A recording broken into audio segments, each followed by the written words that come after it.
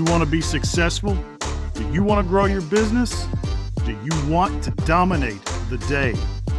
Then you're going to need big skip energy. Bill Bodner, welcome to the Big Skip Energy Podcast. How we doing today, man? Doing good, my friend. How you doing, Skip? I am living the dream here. So, not that you need any introduction, but to all my friends in mortgage and banking and real estate, go ahead and introduce yourself if you would. Yeah. So Bill Bodner, Chief Revenue Officer of Tabrasa and the Chief Market Analyst for our Mortgage Market Guide product. Man, that was like the most succinct introduction ever. I expect you to give me, you got to be something else, man. Like, for example, you're a Philadelphia 76ers fan? I am, and I'm a partner in a called the Bourbon Room out in Las Vegas, or I should say out in Hollywood on the Hollywood Strip. Yeah. It's an 80s themed club. It's a nice diversion from the mortgage business, so that's kind of cool. Yeah, and we need as many diversions as we can possibly get right now just to stay sane. So, yes, we do. Yeah, man. So let's just get right to it then. All right. Go ahead, if you would, give me the breakdown of what's going on right now. What should my mortgage audience out there know that's happening today and in the next, week to 10 days? Yeah. So we've gone through this painful spike in interest rates over the last summer. And some of the things that we're watching at Mortgage Market Guide, and there are a lot of headwind. And one is the Fed's quantitative tightness, balance sheet reduction that they're doing. And it's that balance sheet reduction. And just so people understand, back in 2020, the Fed purchased bonds to help stabilize the mortgage-backed security market when things are going crazy, right? So now they're doing the opposite of that. They're allowing these bonds to roll up their balance sheet. With that, we're seeing almost direct correlation of interest rates moving higher. That's why you're seeing folks from the MBA and even Brooke Smith and others screaming from the top of the hills, hey, you have to stop the balance sheet reduction, not just the hiking of rates. By the way, one good news out of here, I think the Fed's done. I don't know if the Fed can hike anymore because they've even alluded because of the spike in long-term interest rates, we're probably finished. We agree. So that means we've only had one rate hike since May. Oh, look, and that's when they talk about higher for longer started in July. That's the last rate hike. So that's a good little nugget for your group. The other good nugget that happened, people talking about shorting the market. That was another headwind for interest rates. A lot of hedge funds were betting against mortgage rate or long-term rates going higher. And Bill Ackman stood out and basically said, you know what? I'm out. I'm covered my short position. The economy's slowing down more than the data is suggesting, and shorting the market in this environment when yields at 5% is a dangerous and risky play. Let's hope some more people do that because that's been another problem. That's another reason why rates are going higher. So those are some of the things that we're watching. The good news is the Fed's done. So the Fed's going to speak, on November 1st. They're not going to do anything. And now the chance of a rate hike even in December is fading away. So it's a good story as we start to end the year. Yeah, for sure. And I was just at MBA Annual and Bob said that one of the biggest things, just like you mentioned a minute ago, one of the biggest things is like, hey guys, you got to stop the complete 180 reversal here. This is not helping anything. But more than that, also, it's like, we're not getting a defined, clear idea of the direction. I think that's another issue too. It's like, are you going to do this? Are you not going to do this? You're kind of easing into it, kind of not. And that's creating a lot of uncertainty. Is that what you're seeing as well? Yeah. If you look at what has been going on in our space over the last 2 years, this nightmare really started. We're almost approaching 2 years, right? November of 21 is when it started, when the Fed said inflation, it's not transitory. We got to stop buying bonds. So we've been living through this nightmare and it still exists. How strong is the economy? What data are they looking at? Is it backward looking? Is it forward looking? How high is inflation? Is it backward looking or forward looking? Heck, even the labor market has lagging effects, right? There's the hire signs and it's temp workers. So there's so much noise. It's really hard to get a grip around how good things are. I think the economy is slowing down and there's a reason for rates to slow down. But, on top of that, you have just a lot of debt. There's so many factors going on. It's crazy. But the good news is the Fed, I think finally they're finished. Again, you're going back to July. So now it's about how strong the economy is, right? We're going to get a GDP number and how strong is it? And is that going to continue? I don't think so. And I think right now, unfortunately for us, we need a little bad news in the economy just to down, right? Yeah. So what would you say then? So for the past, really, like you said, 2 years, we've been hearing a lot about, are we in a recession? Are we not in a recession? Depending on whose definition you use, we are, we're not, whatever the case may be. People have started getting kind of numb to it. And I agree with you, though, that we are tending to see some more strong indicators that we're starting to slow down. What would you see or say to those people out there that are like, it's just the same shit. This time is worth last time. Nothing's going to happen. What are you seeing as the real factors to push you over the edge to say, you know what, it's a little bit more likely now than it has been? You mean like that there's a recession? Skip? Yes. Yeah, I think the uptick in rates, the significant uptick in rates and the uptick in debt, auto loans are starting to blow up, right? Okay. The average auto loan payment is in the 730s. You got the student debt repayment coming. You have credit card debt at record highs, credit card rates at record highs. You have bankruptcies, the not so talked about story. Bankruptcies are flying like at such crazy levels, like 10-year lows, 10-year highs.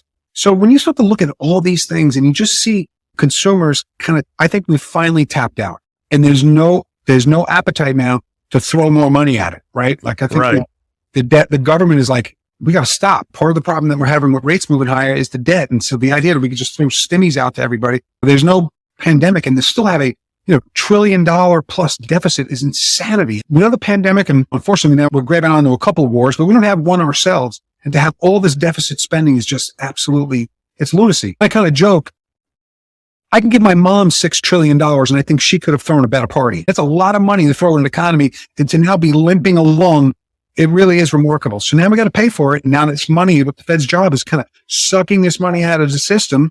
And at the same time, we have to stop and fight the urge to spend more, because more money is inflationary. So that's that mess that we're going through right now. Yeah, for sure. So give me like 2 pieces of great news that you think are on the horizon besides hopefully being done with interest rate hikes. I think the real wild card is, I think the news with Bill Ackman's a big change. Yeah. I think that starts to show that the rate peak, the long-term rate, because remember, the long-term rates are not controlled by the Fed. The Fed can't do anything. Mm-hmm. In fact, when I look at long-term rates, I look at like Japan. Right? Japan was like the poster child of quantitative easing, right? They would be buying bonds. And they literally started buying bonds, like they called them emergency operations. That means rates are spiking. Their 10-year paper is only 84 basis points. So if they have to go in and short their market 84 basis points, I wonder at what point the Fed, while they say no, they're going to have to pivot in the name of like instability. Like rates are getting too high. But when I say it's too expensive, at 8%, housing really does slow down significantly. Auto loans, people are going crazy. They're taking 7-8 year auto loans. It's just unsustainable. So I think if there's a saying, some economist said, I forgot his name, if something can't happen, it won't. And so I don't see a world where long-term rates come like higher because we can't afford it. Heck, I read somewhere like a third of our debt has to be refinanced like over the next 12 months. You talk about 5%. So let's just make it a round number, 10 trillion, and get 5%. That's $500 billion in interest payments. I just don't see how that's going to happen. So, but I'm much more optimistic. So yeah, besides the Fed's done, the bigger part for us, I feel like long-term rates, we are at the peaks, the limits of how much further we can go. Yeah. So, all right, I'm going to take a small tangent before we shift topics entirely here. How much do you think, okay, so obviously the past 12 months or more has been really focused on the Fed. But like you mentioned a minute ago, market movers like Bill, the hedge funds, all that kind of thing, people are starting to pay more attention to that now. People in your world do it all the time, but I think the general public is starting to be a topic of conversation. Hey, did you see this in the news? Media starting to pick it up. What do you think the driving force is when people start shifting focus on seeing those types of signs versus the traditional watching the Fed? You talk about like Bill Ackman, Skip. What do you? Yeah. I take some of these lines with a grain of salt because they always have an axe to grind. You almost wonder, is he saying he calls my short just so he can reinstitute a new one? That's what makes a market, right? But the reality is when you see the people talking about it and the market's moving big on it, it's almost like the narrative shifting. And if you combine the Bill Ackman story with Bob and Bob Brooksmith and Lawrence Young and folks in housing, this thing, we can't sell homes, right? No. And the last thing we want is a material decline in home prices, because then we're going to really be miserable. There's a positive wealth effect when home prices are going higher or at least stable, have this equity. And the opposite is true. Housing prices drop. People really feel miserable in a hurry. So we don't want that movie to play out. So I think that there's an appetite in the markets and even in the media to kind of get behind some of these stories, because the Fed, it's a term called jawboning, right? The Fed could literally stop this noise tomorrow by saying, you know what? Things are a little weird in the market. We may need to consider this in the future. And it would, like, the shorts would could retreat. They'd be gone. They'd be like, okay, I'm not going to fight the Fed. I'm out of here. Yeah. I haven't done it yet. And I think they're kind of hiding behind the inflation story that we talk about. How strong is the economy? And we get all these mixed messages, and it makes our life a little miserable. I think the Fed is really good with the mixed messages. Yes, imagine that. Yeah, It's kind of funny how that works. Almost like it's treading water and not going anywhere. But anyway, so, all right, the last time I saw you, we were at Acumen together, and you moderated a panel of mortgage managers essentially talking about what it takes to survive. I'm going to toss this over to Kayla because this is her world that she's living in every single day. Every day, and you just smile, grin, and bear it, right? Yeah. I think that a lot of people that are listening to this are either on a brink of, what do I do? How do I survive this? You're looking back at these years where you had excellent production. And although those weren't normal years, loan officers are going to compare themselves to that version of themselves. I do it, but there's a lot of people that have decided to step away. There's a lot of people that are killing it and crushing it and doing the right things. So when we look at the average loan officer today, what are you seeing amongst them, that the ones that are grinding and crushing? What are those people doing in this market versus the ones that have said, hey, they've thrown in the towel and they want to be done? What are you seeing? Yeah. So first off, that's a great question, Kayla. And I think that if you've made it this far and you're watching this, hold the course, because the market is turning, right? I hate to be so optimistic, but after 3 years of interest rates going higher, it's the only time it's ever happened in the history of our country. I'm betting against the fourth. The other thing is the demand for housing. We tasted it this past year is insatiable, and people want to buy a home. They just need a little bit of relief, and it's coming. With that said, what I see and what our company does, we support a lot of top loan officers. Like, I'm a loan officer. I want to buy some solutions for marketing and CRM and market intelligence. So we support those. We don't lose any of those folks, but people are going to leave the business, as Kayla and many have. But what I hear in talking to friends and talking to leaders, it's all about going back to basics. The pandemic was silly. It was silly, and we're not going back to that, right? Now we're in a world where sales is fair. And like Skip mentioned, that panel I did, it's like basic blocking and tackling. We got to go back to like pre-pandemic. What do I do to bring in business, as if like we just blew up the world, like we blew up the earth? How do I go out and I plant and harvest? And it's different. Obviously, there's technology, there's great stuff, but there's nothing like being smarter than your competition. That's sales. I mean, the great thing about sales, it's fair, right? I love basketball, but I'm 5'10" and high heels, and there's a million people better than me. I'd like to see that, by the way. Yes. But in sales, it's fair. And you can, if you work harder, you out hustle, it's basic stuff. Kayla. There's no magic pill. There's nothing replaces just hard freaking work. But I do think that some of the stuff that we're talking about, the market stuff, they need it, because I do a lot of calls for real estate agents. I'm asked on behalf of lenders to talk to the real estate agents, the builders, right? Long-term locks, and where you see things going. I think that's a layup for a loan officer to have at least a working knowledge of this stuff. What's the Fed? What's the inflation? You have to have it. I mean, you can't have an educated conversation with a solid referral partner or even a half-ass educated consumer without knowing the basics, right? That's exactly. I don't know how you get by. So it's not that exciting, Kayla. It really isn't like what, be smarter, work hard, communicate. Those are things you would think are easy, but we lost some of that sales muscle during the pandemic, and now we got to fight and get it back, right? We got a little lazy. And I think a lot of people just, in my opinion, they weren't educating and they weren't showing any empathy during that time. And they were, yes, many were, but it was so you're stuck in your chair and you're just doing transactions. Loan officers weren't getting out. They weren't socializing. I remember we weren't even able to go to some closings because closings were done in vehicles. Like, you didn't have this get to know your person. And I feel like it was so transactional. And I think some loan officers are still stuck in that mentality. If you could get to that consumer, educate them and show empathy, I think just those building blocks are so important. Kayla, it's a great point you make. And I saw something on TV today, and it talked about just that we have to look at the labor market in a very different framework. Right now, the average person is 3 days at home. So think about what you just said. If you're home and your partners are out there, like, you see how easy it could be just by going out and touching people because they're not getting touched nearly enough. And so the whole economy has changed, and you can outsmart, outwork, and outwit somebody just by being there, just by being present, right? Knocking on their door, taking them out, teaching them a little stuff, getting in the weeds. because that's what they have to do in this market. But yeah, it's fascinating that you say that because things have changed with COVID, but I think we can easily go back to where we were. But a lot of folks around us haven't switched. Where I live near New York City, it's a ghost town. It's a Monday, it's a Tuesday through Thursday. They don't come in Monday, they don't come in Friday.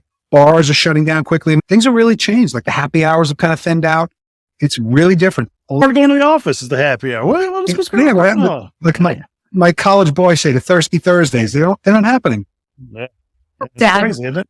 It is. Yeah, it's just terrible. It breaks my heart. But anyway, so one of the things you said a second ago, obviously, education's key. And one of the themes that we've noticed from a lot of guests, just kind of organically this season, is that to differentiate yourself, not only in a mortgage business, but really any sales environment, is education right now, no matter what line of work that you're in.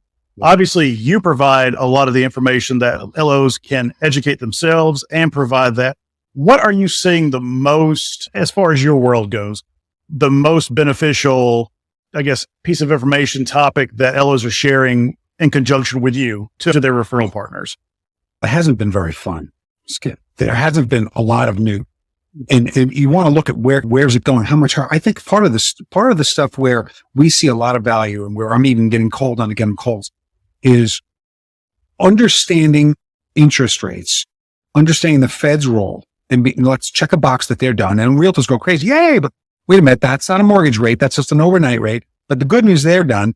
And then, so what does it mean for the future? And to be able to kind of paint a picture that this pain that we've been in for 2 years now, we're getting to the end. The Fed was done in July.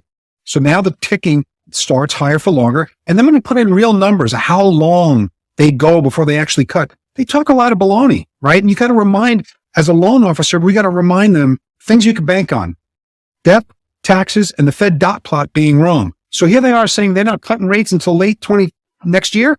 That's going to change. It will absolutely change. It looks like it's changing right now in front of us. And we're only in October. So I think it's a positive message to be out there. And then no one knows what rates are going to do, but you can read the tea leaves. You can look around. You have history as a guide. And to be able to put that in front of a partner, now they get sticky with you and say, wow, I'm just giving you that great information.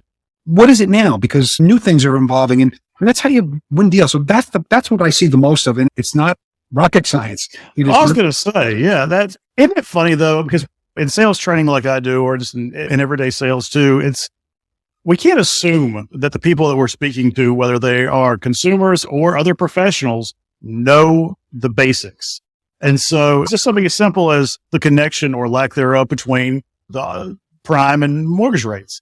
Sure. Kayla, how many of your referral partners currently don't grasp even the basics between those two, the connection or lack thereof? So a lot. And so, yeah, it's a tremendous opportunity. Education really is key. Now, yeah, we don't have to, that's the cool thing about you, Bill, and what your firm does is that you handle the very basics all the way up to the very complex. And I think it's important that we as mortgage professionals can take the time to recognize that with the people that we're talking to, so we can educate ourselves accordingly and be able to convey that. So to like a fourth grade level, because we're throwing out acronyms all the time and clients and referral partners are just getting confused. So yeah. You need to mention something funny. And our subscribers came to us and said, when you write something, we write our daily MMG and we put it in a core PCE. And I remember a long-time subscriber and smart guy and doing a ton of deals came and said, can you make it a little easier? Because, my realtors can understand it. And it kind of struck me like, you got to really take it down to the level. But a lot of this stuff, it is not rocket science. It just is not. But walking through it is a big deal. Yeah, but we take it for granted because we're in it every day. So yeah, for sure. All right, Bill. So before we let you go, man, is there anything else that you'd like to share with our listeners today? Oh, God. You know what? I think, first off, thank you both for having me. Oh, yeah, of course. Our pleasure. You got to do a great job. At this point, I'll reiterate it. At this point in the cycle, it's been 2 years. There's been a lot of pain. I honestly do. Who would have thought? If you would have told me a year ago, we're going to get to 8% mortgage, I would say, no way. And now here we are. But now we're like, when you look at the economy and you look at all the signs around the globe, we're reaching the end. And so now you got to gear up and get excited. I don't think people are saying survive to 25. I don't think it's going to be that long, right? I don't think you got to wait another year of this crazy pain. They're going to talk about it, but in every single cycle, something changes and all of a sudden, wow, what just happened? And we're watching it as we speak. Some of the things that we mentioned in this call already already giving you signs that it's changing the economy. So keep your ears open. And no, I don't think we're going to have to wait for 25 to survive. It's going to be sooner. I love it. I know Kayla's happy to hear that. Yeah. Happy to hear it. Yeah. And I think a lot of people are still going to get out of it. And I think a lot of people may panic, but the ones that just stick it out, they're the ones that'll survive. Yeah, we're mortgage lifers at this point. So it's just the way it is. Sure. That's right, baby. So, all right, Bill. So if my listeners want to learn more about you, find out more about your company, what you do, and the services you offer, where should they go? Thank you. Tabrasa.io, Tabrasa.io. And we have some new products. We have a video product. A lot of people talk about doing video. So we installed a nice, affordable, kind of nice video product. Of course, we have the mortgage market guide that I run, and we have some marketing automation. So if there's tools there, reach out, and you can find me at Bill at Tabrasa.io as well. Y'all, I can't say enough. The services and the job that his company does, it's fantastic. So if you're looking for an edge or looking to sharpen your saw, it's definitely worth investing in. So Bill, thank you so much for coming on. I really enjoyed it. And hopefully we'll have you on again, maybe in the next few months, and you'll have even better news. Yeah, it will be. Kayla, thank you. Skip, thank you.